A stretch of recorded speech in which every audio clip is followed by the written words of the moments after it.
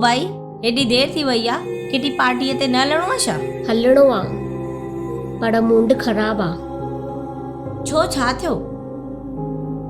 रिया जे करे। छा थियो ॿुधाईंदव? माइटियूं ई नथियूं थियनि। किथे घर नथो सम्झ में अचे, किथे वड़ नथो सम्झ में अचे, किथे परिवार नथो सम्झ में अचे, किथे कारोबार नथो सम्झ में अचे, ऐं त किथे शहर ई नथो सम्झ में अचे। ॾाढो परेशान थी विया आहियूं असां। अरे, इन में परेशानीअ जी कहिड़ी ॻाल्हि आहे? ॿार जॾहिं वॾा थींदा आहिनि त इहे ॻाल्हियूं पयूं हलंदियूं रहंदियूं आहिनि। सुठा घर, सुठा वर ॻोल्हींदा रहंदा आहियूं। हाणे त ईअं थो लॻे सिंधी परिवारनि खां सवाइ ॿिया बि परिवार असांखे ॾिसणा पवंदा। न न, इहो न कजो। त छा कयूं भला?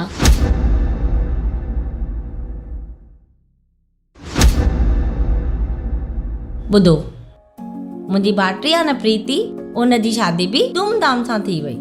उनखे जेको खपंदो हुअसि, जेका डिमांड हुई, सभु पूरी थी। उनखे सिंधी छोकिरो, पायलट खपंदो हुयुसि, ऑस्ट्रेलिया में रहंदड़ हुजे, घर उनजो मुंबईअ में हुजे, हितां छोकिरी सावरनि सां बि निभाए, पेकनि सां बि निभाए। इहे सभु डिमांड्स हुननि पूरियूं करे ॾेखारियूं। उन्हनि कंहिं पूरियूं कयूं? राजा एंड रानी मैट्रिमोनी। राजा ऐं रानी मैट्रिमोनी? हाँ, Raja and Rani matrimony, a premium Sindhis marriage consultant.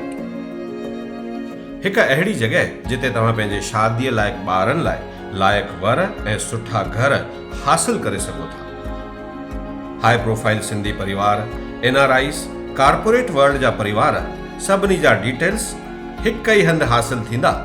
Raja and Rani matrimony. Mumbai जे थाने में हेड ऑफिस, बैंड्रा लिंकिंग रोड ऐं पेडर रोड ते ब्रांच ऑफिसिस त आहिनि, पर फॉरेन कंट्रीज़ में बि कदम रखी चुका आहिनि। Raja and Rani matrimony. Raja and Rani matrimony जा फाउंडर ऐं CEO आहिनि मिसिस माला हरवानी, जिन राजा एंड रानी मैट्रिमोनी जो मुहूर्त नाम्यारी समाज सेविका श्रीमती वीना भाटिया जे हथां करायो।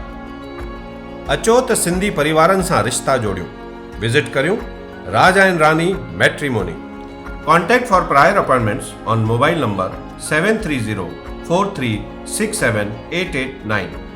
Email ID rajaranimatrimony7@gmail.com.